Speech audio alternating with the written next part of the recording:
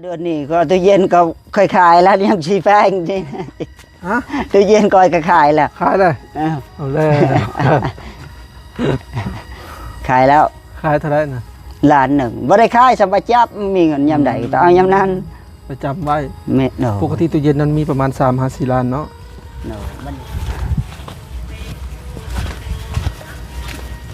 เมื่อวานนี่ได้1 เข้าอยู่บ่เจ้านะ3 มื้อแล้วค่อย3 มื้อแล้วบ่ได้1 เข้าเอาจนเข้าเป็นจนแห้งหมดในติ๊บก็ค่อยกินหากระนึงนั่นนี่แหละน่ะเอาก็1มื้อนี่แม่นจนค่อยปั่นบ่ได้จักติบเอ้าค่อยนึ่งเชื่อจุดเกือบเต็มหวดเนาะค่อยกิน2 มื้อ3 มื้อก็ค่อยบ่ได้อุ่นเถื่อไม่ได้กินได้เถื่อค่อยอุ่นมื้อ2 มื้อนั่นค่อยอุ่นเถื่อนึงมื้อที่3นี่ก็บ่ได้อุ่นได้ยังกินแรงมื้อนี่มีหยังหน่อไม้วะเนี่ยโหลเนี่ยต้มไว้อยู่นะต้มใส่หม้อหุงข้าวหม้อนึงข้าวเลยโหลโอ้พี่ไปหาจับเขียดก็พอได้สิไปเฮิงเป็นชั่วโมง2 ชั่วโมงก็เป็นห่วงทั้งลูกบ่บัดนี้ลูกก็2 คนปั๊บโทษว่าก็มีคนอื่นเนาะมาเอาเฮาก็ชื่อโทษเอกก่อนบัดนี้น้อยเขาว่าคือป้าอันเถื่อเก่าลูกมาที่พุ่นเขาไปห้ามเนาะนี่ทำว่าก็เจ็บเป็นเลยชื่อก็ว่าอ้าวขนาดลูกยังเบิ่งบ่ได้เด้ลูกมันก็ให้ไม่เลยยังบ่ทันสุกบ่เข้าจ้ะนะยังนะใกล้แล้ว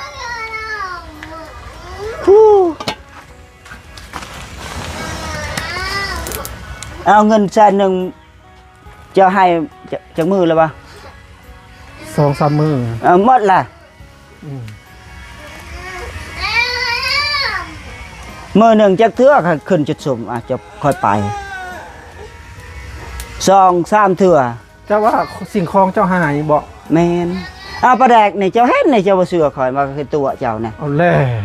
ปลาแดกกระปุกนี่ไปใช้ขวดมันน่ะแบบนี้น่ะเจ้าซื้อให้มันนั่นมื้อนั้นข่อยซื้อมาให้บ่ข่อยปู้ใส่ขวดมันนั่นน่ะ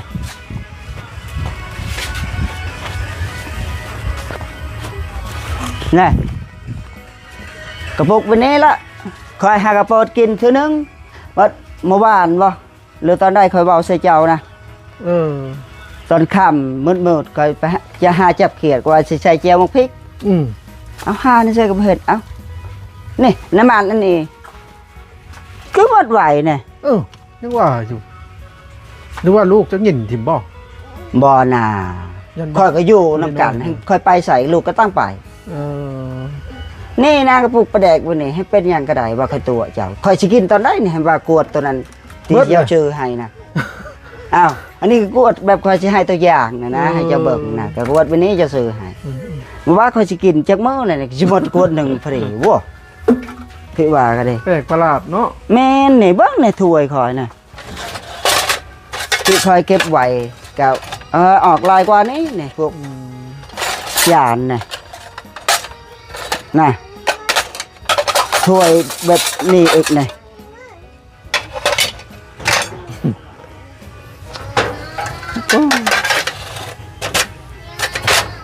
มันนี่ผัดปลาแดกมันหายอีกแล้วแห้งเป็นอาทิตย์คอยกินว่าคอยตัวเจ้าว่าคอยกินมดอะไรน่ะอันนี้ว่าสิกินไวปานนั้น2-3 มื้อนี่โลดเนาะพี่อาทิตย์หนึ่งก็คอยกินบ่หมดดอกคอยจมเมื่อคืนนั่นปู้ฮอดปานนี้เนาะคอยไปใส่ก็แบบนี่บ่ได้คอยอยู่บ่อยู่ก็เสียเนาะทันสุกเนาะไปบ่แฮงนี่คอยสิบอกเจ้าเมื่อวานนี่คอยมาแต่พุ่นพากระติกนี่แต่นี่คอยเก็บขึ้นมาเช้านี้นี่ตะกี้มันอยู่นี่ผ่าตัวนี้มันวะเมื่อวานนี่เคยมาตอนค่ำๆคือไปอยู่นี่อีกเพื่อยังอีกเป็นนั่นสิมียังอยู่นี่น่ะถ้าเราลงไว้จังซี่นี่แต่คอยเก็บไปนี่แหละพวก FC เข้าไปซื้อเฮาอีกไปจนว่าเฮายกตะยางเอามันบ่นี่นะทำน้องคอยนี่ไปเสือเมื่อวานนี่ก็จนบ่เอาใส่หัดละพากระติกคอยลงเฮ็ดยังอยู่พี่ ไก่มีจักตัวแล้วนะนี่นะ บ่มีนึงแหละ ขายบ่ล่ะ แมน เออ นั่นเรือนำขาวจอยแล้วว่าตัวหนึ่งตัวนี้ไก่ผูนะ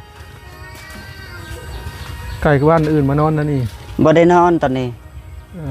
อ ขนาดสุพอกสุภาเมียก็ยังหายไฟเคยครับว่าโอ้ ตะกี้เสื้อผ้าเราก็ลายได้เถือนหลังนี่เนาะ บัดนี้ทุ่งกระเป๋าแท้ขนาดบักใหญ่พันลูกตึแบบบ่เห็นอิหยังแม่มันเสื้อผ้าเขาอยู่ไสสั่นกระบอกกระเป๋าเขาบ่มีจักอย่างตอนนี้ อืม มันเสื้อผ้าคอยก็ย่ำตะบิดเข้าไปคอยไปอยากเห็นคอยเอาไว้แล้วรถไถนี่ข้างหลัง เพิ่นนี้แรกๆหาเจ้าหัดไปถามหาคนในตลาดจุดชุมน่ะเบิดทุกคนบ่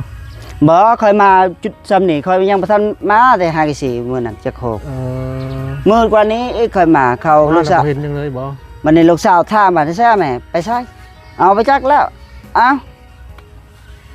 บ่แม่นไปน้ำเกี่ยวสิไปจังได๋บ่เห็นแต่เช้านี่ อืม เอาน้องได้เขาไปอยู่ไสว่าอยู่กับข่อย แม่เสียไปหาหน่อใหม่พัดคือมื้ออื่นเช้าพัดบอกสิข่อยว่าไปแล้วน่ะชื่อโหอีกแหละฮอดปานนี้โอ้ข่อยอย่างนั้นแหละก็ว่าทรมานละเลยจนว่าลูกบ่พอใจหยังก็เว้าเนาะหังพี่อันนั้นก็เนื่องมาก็มาลูกสาวให้เงินเขาสิไปได้โทรศัพท์ก็บ่มีข่อยก็บ่มีเลย แต่ก่อนก็เคยมีก็เห็นโทรศัพท์สีดำก็หน้าจอแตกมาละ อืม เปิดบ่ได้ยังบ่ได้สิโทรไปใช้อีกอันถ้าลูกสาวบ่มีบางเบอร์คนอื่นให้เฮ็ดงานนำ เจ้าน่ะลืมเพิ่นบ่ได้บ่เมียเจ้าน่ะ แม่นไปจังซี่เฮาก็ลืมบ่ได้ ยังกินฮอดเราอยู่บ่ แม่นโด สมมุติว่าเราไปเอาผัวใหม่เรากลับมาเอาเจ้าเราจังสิเอาอยู่บ่ ไปบ่ฮอดปีคือเอาได้ ถ้าบ่ฮอดปีได้ แม่นให้ ถ้าฮอดปีได้ซะ ฮอดปีค่อยบ่เอานึง เอาคือว่าบ่เอา เอาค่อยเลี้ยงลูกใหญ่แล้วเนาะมันนี่ค่อยลำบากแต่เด็กน้อยแน่ตอนนี้นะค่อยเงินใช้ก็บ่มี อีกปีหนึงก็ยังบ่ทันได้ใหญ่ปานใดดอกว่า ก็แม่นแต่คอยลำบากแต่ตอนนี้เนี่ย อืม จังสี่อ้าวคอยสิไปหาอิหยังอ้าวพี่ฮอดปีฮู้ว่าเขาบ่ใหญ่ แต่คอยเสียเท่าไรแหละ ลำบากกับลูก เสียเงินเลี้ยงลูกลำบากกับลูกสิบ่ แม่นนี่กังวลจังสี่เอาลงว่าไปจังสี่ฮอดปีอ้าวบ่โทรหากันบ่ติดต่อกันนี่เป็นสิคือจะบ่เอาลูกไปนำเลยซั่น คือทิ่มภาระให้2คนอีหยังประมาณนี้บ่ แม่น เออ จังสี่จะไปบ่ฮู้ว่าหายกันอันนั้นกัน ลูกเจ้าได้แต่ซั่น คือ อ้าว ทิ่มได้อีหยังประมาณนี้บ่ แม่น อืม พี่เฮาฮู้ว่าเฮาผิดกันตะกี้แต่ก่อนก็แม่นอยู่เก็บไว้ให้เจ้าจะไปจังซี่ก็คือบ่ไปเสนอพ่อว่าพ่อบ้านข่อยบ่อยู่เด้อกับผัวเลิกกัน อันนี้ไผละแจงตอนนี้น่ะไผก็บ่ฮู้ อืม ฟัดมาอยู่นำข่อยอ้าวอันถ้าคนทางบ่ข่อยบ่หลับเพราะว่าพ่อบ้านบ่ข่อยนั่นเราจะอยู่ได้ซั่นคือลูกเฮาคือกันเนาะ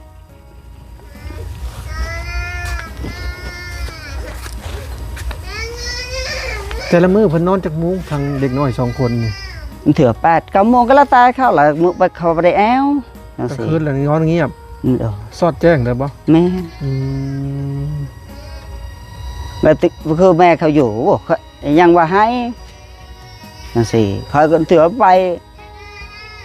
คืน1 2 3เถื่อก็ไปหาจับเกียกก็ไปบ่เฮิงซ้ํนี่แหละก็ว่า ค่าไฟนี่คือแพงแท้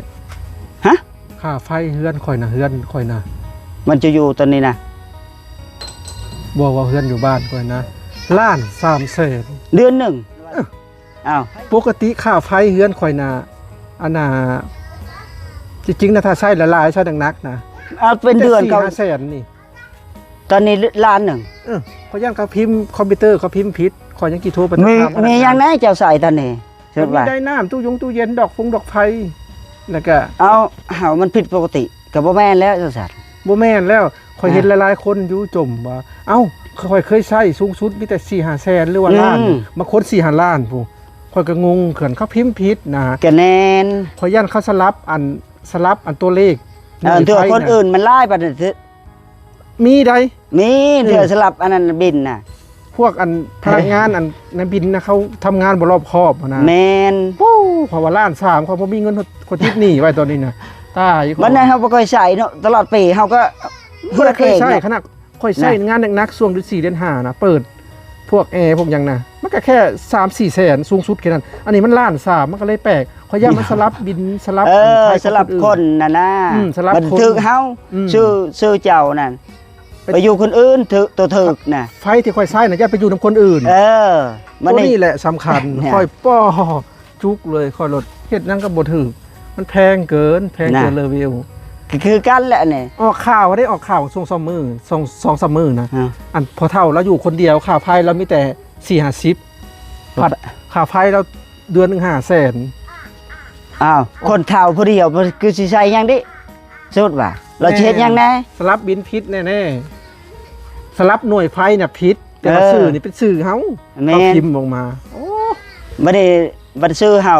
ตัวถึกนั่นไปให้เขาอีก อืม บัดของเขาตัวแพงมาให้เฮาอีกแน่ อืม สลับไปสลับมาเฮาก็ แม่น โอ้ยข่อยบ่ยอมเสียเลยข่อยเว้าก่อนแล้ว ทุกคนว่า เอาเจ้าบ่ถามตะกี้แต่ก่อนก็บ่เห็นแพงค่าไฟข่อยตอนนี้ก็แพงขึ้นเกิน ค่าไฟจะคือกันไดคือเจ้า อืม คือเจ้าในใช้ปกติเดือนหนึ่ง30-40 อ่ะ ว่าคือว่า200,000กว่า เดือนหนึงตอนนี้ ค่อยก็ว่าเกินเลเวลแต่ที่จริงอ่ะใช้แค่ได้น้ำตู้เย็นเปิดไฟเล็กหน่อย ประมาณ4-50เดือนหนึ่ง เอาแต่ก่อนเจ้าเคยเสียให้ข่อยเท่าไหร่ แล้ว เดือน เจ้า หนึ่ ก็ ง ประมาณ1-4-50 นะ พันเดือนนี่มันแพง3เดือนแล้วแพงไฟกับเจ้านะ โอ้เจ้าบ่ถามเขาเว้าดีๆแล้วอะลี บ่มันเป็นน้ำเข้า เออ มันเป็นอย่างมันเป็นน้ำคงเตอคงเตบ่เขาเว้า โอ้ยอันนี้คือตายนี่เจ้าเว้านี่แต่ก่อนบ่แต่ก่อนก็เจะว่าทึกเนาะเจะว่า4-50เดือนหนึง 4-50 อ้าวเจ้าก็อยู่นี่เนาะแต่ได้เจ้าใส่น้ำข่อย วันนี้ข่อยอยู่ผู้เดียวนี่ซะคือแพงอีหละ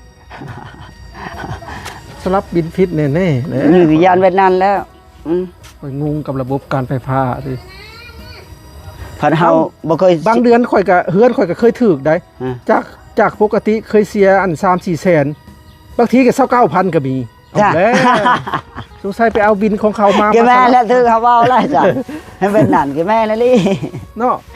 เจ้าบ่ต้องคิด 29,000เอาเลยเคยใช้4 แสน5 แสนเดือนหนึง มันนี่ใส่ตามปกติเคยใส่เนาะ อืม มันนี่คนเฮาไปใช้บ่ตกใจเนาะ เพราะย่านนั้นของข่อยน่ะไปตกอีกของคนอื่นในประเทศลาวก็บ่ได้ กับประเทศเฮานี่แหละ ม มุงใดมุงหนึงนั่นแหละ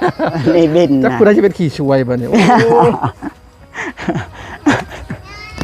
อันนี้แหละจะเว้าเดือนนี้เอา 257,000เพื่อน น่ะ ที่ ตะกี้แต่ละเดือนบ่เห็นฮอดแสนเนาะ ได้แล้วก็แค่เปิดไฟนี่บ่เปลืองเนาะแล้วก็ตู้เย็นแกะให้บ่เปลือง เอาตอนนี้ค่อยอยู่ผู้เดียวห้องน้ำเทื่อนี้นี่ค่อยก็ปิด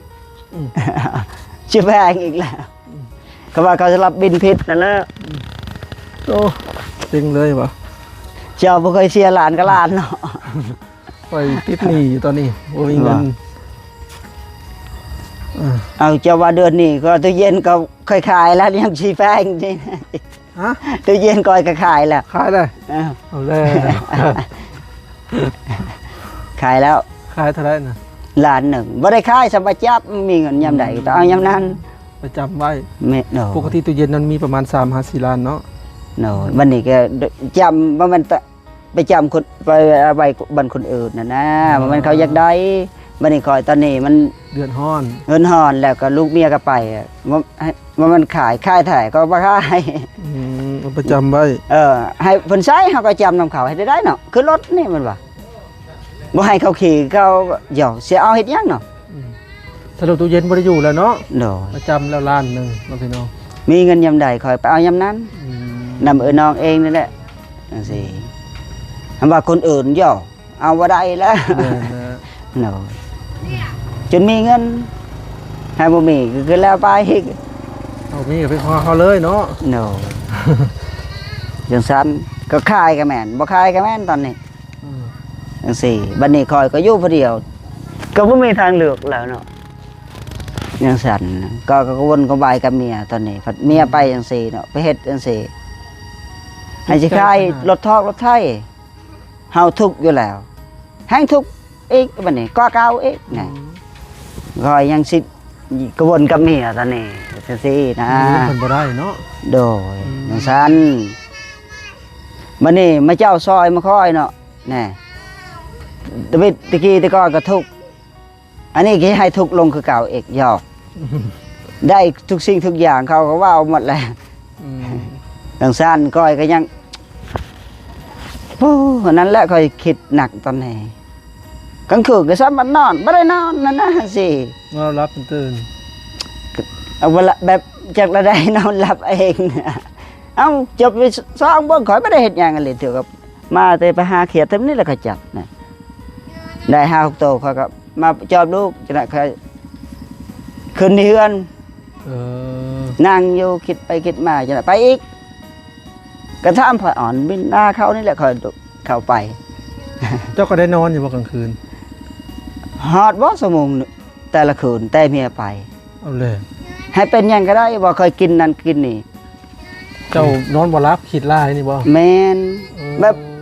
จังได๋นะเบิ่งใส่ลูกอีกนอนตาโอ้โกของขอกอยู่ของกินเงินใช้ก็บ่มีบัดนี้ อุกใจ แม่นบัดนี้เด็กน้อยตื่นมาตอนเช้าอ้าวก็ว่าอยากกินขนมพ่อนี่เฮาน้ำตามันย่อยตลอดเนาะมันอยู่บ่ได้สิไปไสอยากนอนอยู่นี่ในใจแต่นอนอยู่น่ะก็แบบก็ว่าเฮาหลับในขับรถขับหลังสิตื่นมาน่ะก็ไปน่ะเอาเองจังซี่ รถจักรเด้ซะรถจักรสีเฮ็ดได้บัดนี้สิขายบ่ บ่ เออ ไปขายก็สบายขายเราไทยเสียแล้วก็นั้นเราใส่มันเฮาขี่สารถจักรมันไปไวเอาไว้รถจักรให้จะขายไว้นั่น ขายรถจักรให้บ่มีตีน ฉันว่ามันไปไวกว่าเราไทยอยู่แล้ว แบบเฮาไปบ่มีน้ำมันเฮาก็เอาไว้ฉันว่าแบบเฮาเวียกส่วนตัวเถอะเจ็บป่วยเนาะไวกว่าเราไทยอีกให้อยากขายไว้นั่นก็สมัยขายเราไทยเสียตอนนี้ค่อยคิดนะรถจักร10 20ล้านก็ค่อยบ่ขายว่าวลีนี่ ก็นั้นบ่มีปัญญาคือรถไทยนี่ก็มันพี่จำเป็นแล้วก็อันนั้นแหละก็วนกับเมียไปตอนนี้บอกให้เบิดคนสิเอาแต่ขณะใบตะดอกตะดินนี่ก็มันเขาน้องหยุดไว้หมดแล้วยันคอยไปทิมตัวถีบเนาะจังซี่มันเป็นจังซี่เนาะคอยก็คือว่าเนาะ เอ้าอ้ายแก้ว โน้ย เจ้าก็ไปอันสวยเข้าซะเอาไม้เข้ามาเบิดนี้เราจะใหม่เข้าจังบ่จักสะหึงนะพี่น้องเอ้ย คอยเฮ็ดยังบ่ถูกได้ตอนนี้ มุกฮักจาก เรื่อง เมี ราย ยจับตัวนี้เดี๋ยวเห็นยุ่นเลี้ยวมาแต่ไก่บัดเจ็บไปหอดจักสิเอาหยังอีก ลืมไปเบิดเนาะ นะฮะแล้วมันเกินกันแล้ว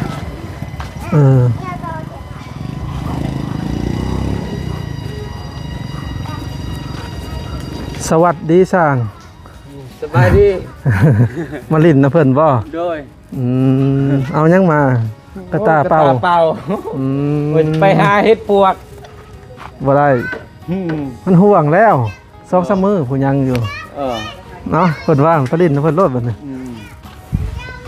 เอาแวะมาเบิ่งบรรยากาศแถวนี้ก่อนนะพี่น้องเด้มาพ่อช่องบ่าวบัวสบายดีบ่ได้พ่อกันหึงเลยเนาะปาตุตั้งแต่ซอยอาเบย ส่งอาเบยเนาะ อ้อ ดนแล้ว บ่ได้พ่อกันในคลิปนะพี่น้องแต่ว่าเบื้องหลังก็พ่อกันอยู่ ถ่ายแล้วแหละ โดยแล้วแหละ บ่ได้ถ่ายอะไรอีกบ่ คำแล้วมันจะคำแล้วก็ได้ ค่ำแล้วบ่ กล่องมันมาแจงเลย ขอยังอยู่เด้อขอแล้ว มาอัปเดตเชิญมาแก้วเนาะ อัปเดตเมียเราทิมนะ เป็นเมียทิมบ่ เมียทิมเราอกหักเราให้ย่อยๆอยู่ฮะ เนาะ จังได้ก็ลืมบ่ได้แล้วอ่ะ แม่นแล้ว ก็สิว่าได้ จะได้พี่น้อง โอ้ลูกบ่าวบัวก็ใหญ่เลยเนาะ แม่น จักปีแหละ2 ปีแหละ กลับจักเดือน มันเดือนกว่าๆนี่แหละดื้อขนาด ดื้อบ่ส่วนเล็กน้อยดื้อส่วนเล็กจะดื้อแหละ พึกมืออะไรไหมมือเอานะ เป็นได้อาเบยไปทางใดหูข่าวอยู่บ่ อาเบยบอกอาเบยกะตามอาณา FC เพิ่นคอมเมนต์ว่า เพิ่นว่าอยู่เฮือนเมียเพิ่น น่าจะแม่นเนาะ แม่ พอไปใช้ถ้าว่าไปเฮ็ดงานนี่บ่เฮิงไปสิดอก แม่เพิ่นมาอยู่นำเมียคิดว่า ยันไปสู่ชนน้ำเมียเนาะ แม่ อืม เฮ็ดไห้เฮ็ดหน้าอยู่พุ่นแหละ อืม ว่าอยู่พุ่นมีไห้หน้าเดิ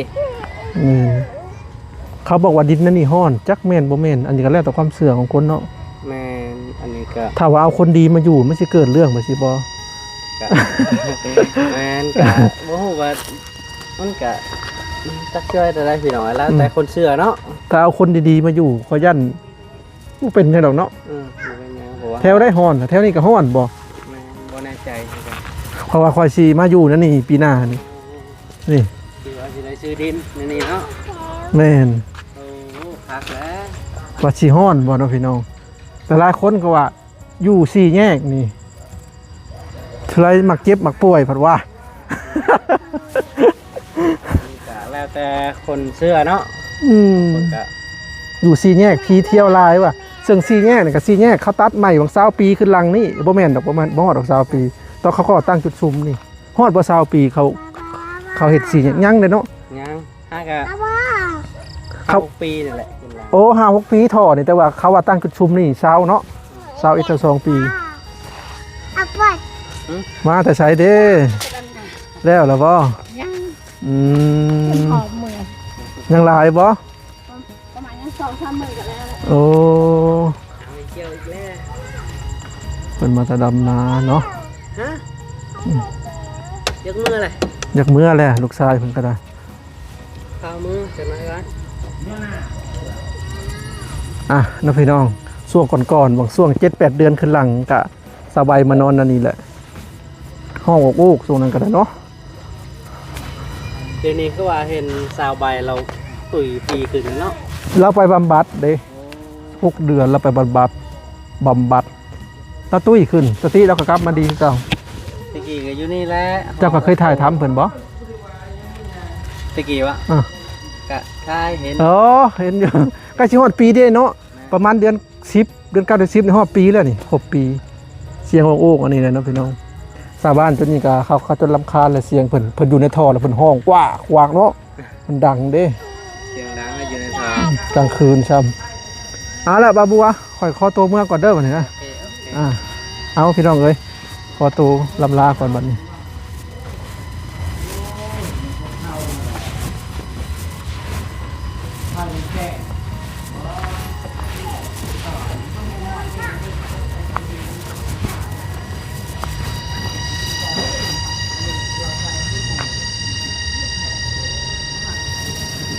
แมงตะโอด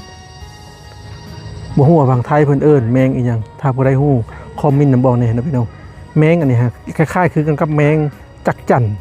แมงจักจั่นตัวแม่เด้พี่น้องแมงจักจั่นตัวแม่คือกันเลยบ่พรก็เคยกินเนาะเคยกินก็ตอนมาอยู่เพื่อนไอ้แก้วน่ะเคยกินโตบักใหญ่หนึงกว่าโป้มือเนาะพี่น้องแซ่บพระเจ้าไปเยืองเอาในต้นยาง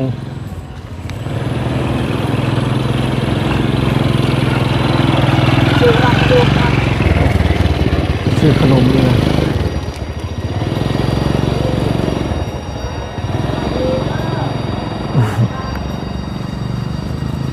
เอาพี่น้องเอ้ยสลับคลิปนี้ขอตัวไปก่อนเอาไว้อีพีหน้ามาพอกันใหม่เนาะไปแล้ว